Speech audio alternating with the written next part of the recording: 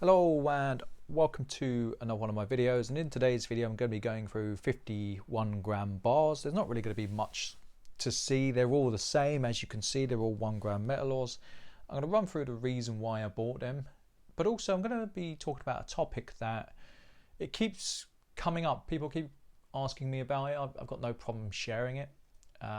It's not just a question that's come from people in the UK, it's also a question that has been aimed at me from the international viewers of this channel. So I say a lot on my videos, I bought it to move postage. Now that sounds very counterintuitive. Something like this, there's not really a lot of money in these. When I say not a lot of money, you know, if there's a day's wages in 50 of them, I think I've done very well. Just to prove I'm not trying to lie to you, these are stacks of 10. I got 1, 2, and there's a third one here, and there's 20 on the table. And the reason I opted for these was, for those of you that have been following my channel, you know I've been building up $1 silver coins. I saw these come up and I said to the guy who was selling them, I said, I'm actually after some 1 gram bars for the same reasons. As I'm actually a bit further ahead than I plan to be. There is going to be some spare money, so I could probably add some 1 gram bars to the $1, to the rainy day fund, so to speak. I don't need to do it. It's not a problem, but sometimes having a bit more it takes away that stress, the daily stress of life. Life is in constant state of change, and sometimes it makes sense to take away from that. Now, when I bought these in, I said to him, I'll take all of them. He said, I've got 50 coming in. I said, I'll take all of them because I don't want to compete with you, because we're just going to run the price down. What are you happy with in terms of the pricing? I'll take the lot. I do need to pay for them. I'll settle them probably after this video has aired, hopefully, if I've got the money. I think I do. But I said, I'll sell the bulk of them, and then if I get to keep, say, 2 or 3 of them, I'll use the profit and I'll do that, and then slowly I can build up my reserve. But also, it's got a more important thing. It's not just about putting things away for the rainy day. I'm trying to use this stuff. I call this paper gold. This stuff is probably the bulk of my business these days in terms of both sales and in terms of profit. Now, I'm going to tell you the story of how I got into discount postage, and I'm going to tell you how you can use it. It's not that I'm trying to sell it to you. There's going to be people that naturally message me because they're interested in using it. There's going to be people like, oh, I don't really want to watch a video on this, and both of those are completely fine. There's also going to be people that are indifferent. But I went traveling in 2019, 2020. I was in Australia, and I was going around different coin dealers, and in Australia it's very hub-like. It's regional. You've got your coin dealers, you got your coin dealers, and they're going to deal with banknotes, and sometimes they're going to deal with other collectibles such as toy cars, etc., stamps. It's kind of like a one size fits all. There's not as much competition as you'd think. Like Melbourne, there was a fair amount, but in some of the states there's not really much. In some of the towns they might have one collectible shop, and they're servicing the needs of collectors across all of them. I know of one guy who was making so much money in his shop because he just didn't have any competition, and he wasn't greedy. Like, I come in, he gave me a fair rate, he walked me around the shop. He was genuinely a really pleasant guy to deal with. But it ended up being a hub-like structure for Australia, so I ended up being able to buy this stuff relatively cheaply. Now, the next question is going to go off in people's heads is, well, why is there UK stamps in Australia? Why is there UK stamps abroad? And that's a very interesting question. So back in the UK, there was something called the £10 POMs, where people upped their family life and they moved to Australia in want of a better life. I think Australia had a skill shortage, and this was decades ago. But at the time, people collected stamps. Stamps was one of the main things that people collected. So you had little boys and little girls, and they collect stamps. And I found that stamp collecting it doesn't have the gender divide like coin collecting does. I've got my own personal views on why that is, but with stamps, it's a more open field, so to speak. Now, sadly, that generation who collected those stamps, they collected as children and they carried on collecting GB stamps. So those collections are ending up at the dealers because they're sadly passing away, that generation.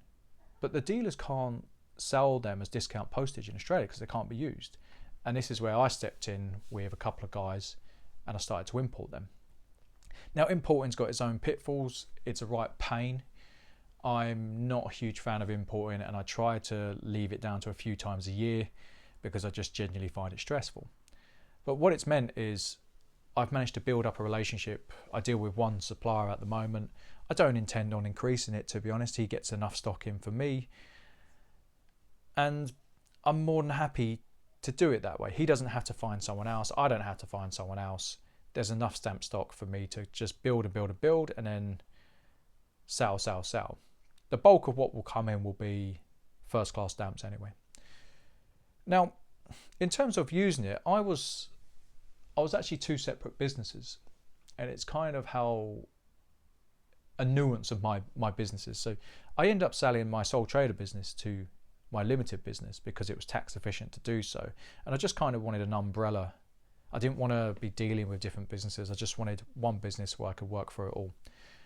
And what it meant was I sold a load of stamps to the business, and I booked them at, originally I booked them at 70, but when I spoke to the accountant, I just put them in the column at 100%.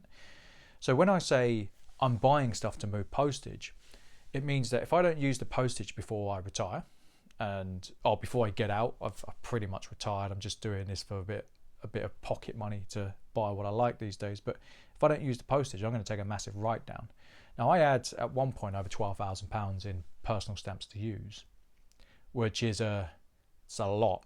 That is a lot. Like the peak of my power was, I think the best month I spent £1,800 on postage.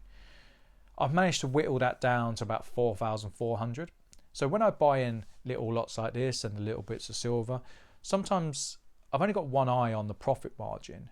I'm more concerned with moving the postage, because if I didn't move the postage, I was going to take a kicking down the line, which is what I was trying to avoid. But I've actually got into the swing of it. I'm going to go way over what I've got left.